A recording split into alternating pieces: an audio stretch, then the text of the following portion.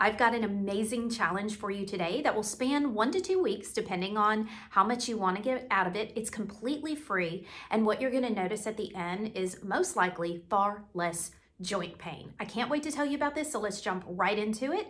I am Lisa Arundel. I'm an energy transformation coach, an integrative women's health coach, and a fitness coach. And in over 30 years in this industry, this is one of my favorite challenges to give followers and clients because it's so eye-opening. So what's the challenge? Basically, it's this.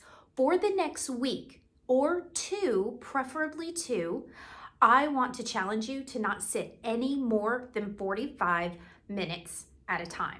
Okay, so what do you do after 45 minutes? And how are you going to remember this every hour? Because that's what I want you to do through your waking hours every 45 minutes. Well, let's talk about how you're going to remember it.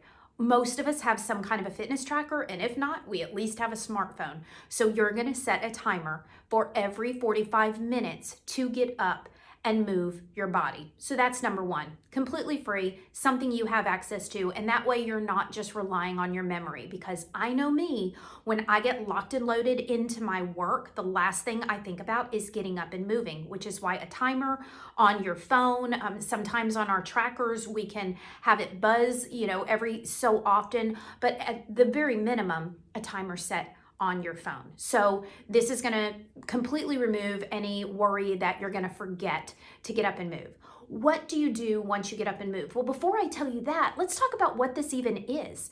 This is called NEAT activity, non-exercise activity thermogenesis. And actually, this consistent movement throughout the day has a huge amount to do with our overall cardiovascular conditioning, our muscular health, our bone health, and even how many calories we're burning, because your body is going to burn so many more calories from moving throughout the day than it is for just going and doing one exercise class for an hour every day of the week. What do you think about that? Because what we're doing is we're keeping our metabolism up throughout the day instead of sitting for hours on end, which is so easy to do, right? And you're going to keep moving your body because motion is lotion. That's where the joints come in. So what is non-exercise activity thermogenesis? It's just what it sounds like. It's not exercise. So what I'm not saying to do is every 45 minutes, give me 20 squats and 20 jumping jacks and 20 push-ups. You could, but that's not what we're talking about. What we're actually talking about is just getting up and moving your body through space. That could be doing some light stretching, just standing up, squeezing your rear end, moving your arms back and forth through some light stretching. You think of the old school calisthenics where you're just reaching up and over. All of these things count for NEAT. Marching in place is amazing. Bouncing on the balls of your feet. What about sitting on an exercise ball? So we're not standing during that time, but even sitting on an exercise ball, what we're doing is we're releasing that consistent pressure because we're lightly bouncing, we're engaging core muscles.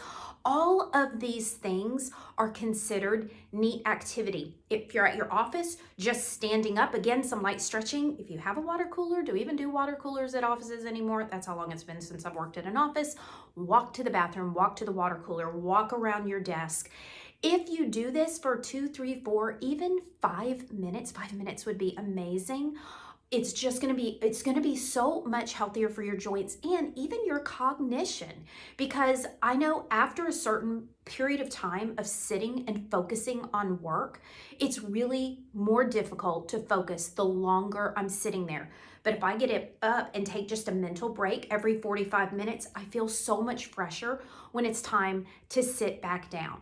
So what this is going to do for your joints is motion is lotion. If you've never heard that before, that means as we are moving our body, our joints love it. So if you think about every joint in the body, right, from your fingers and wrists and elbow and shoulder, and you can just, your neck, and you can just kind of work your way down the body and just think every time, I'm just kind of, you can't see, but I'm picking up my knee and moving it around in a little semicircle.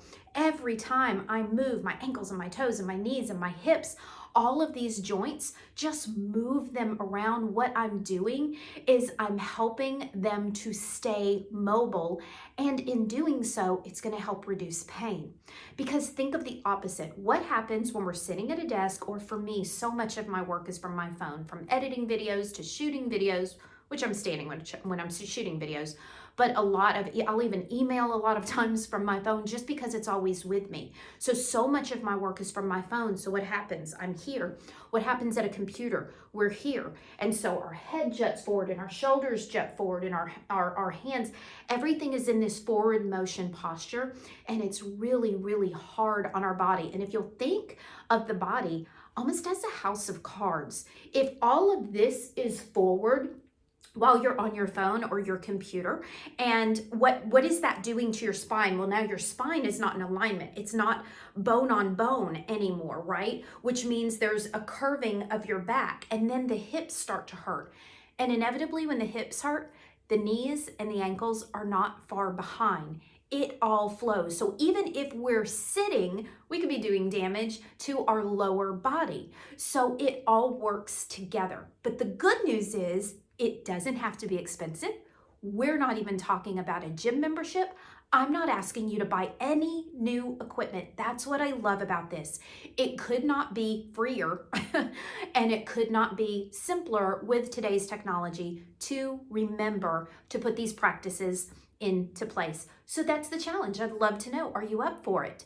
Every single day. And I say a week because we can all do a week, right? We can all do a week. A week in the span of our life, not a big deal. Sometimes 2 weeks may sound a little intimidating. So how about commit to a week? And then after that, if you're like, hey, I think I'm starting to feel a little bit less back pain. Maybe my knees don't bother me so much. And you know what? My Achilles that were always drawn up all the time because I didn't move them enough, now I'm moving them a lot and they're just not quite so tight. And a lot of times that will just propel you right into week 2. And my hope is week 3 and week 4, and that this will become a whole new lifestyle for you.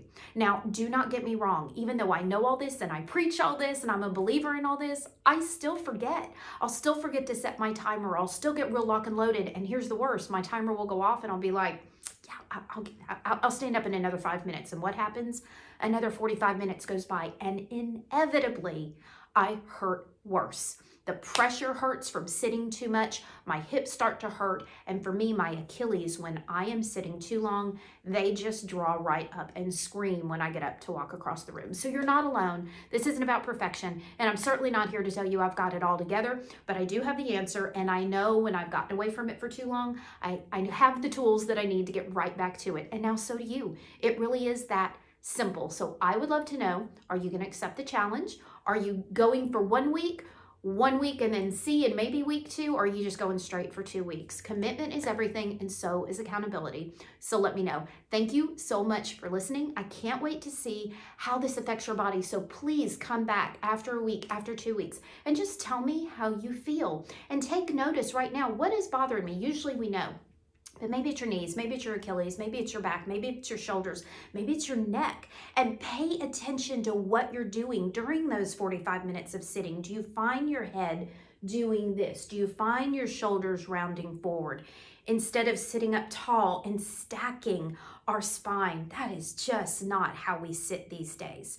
So take note of those things so you can really track your progress and understand at the end of this week or 2 how far along you've actually come. Okay, that's it. Thanks for listening, and I will see you next time.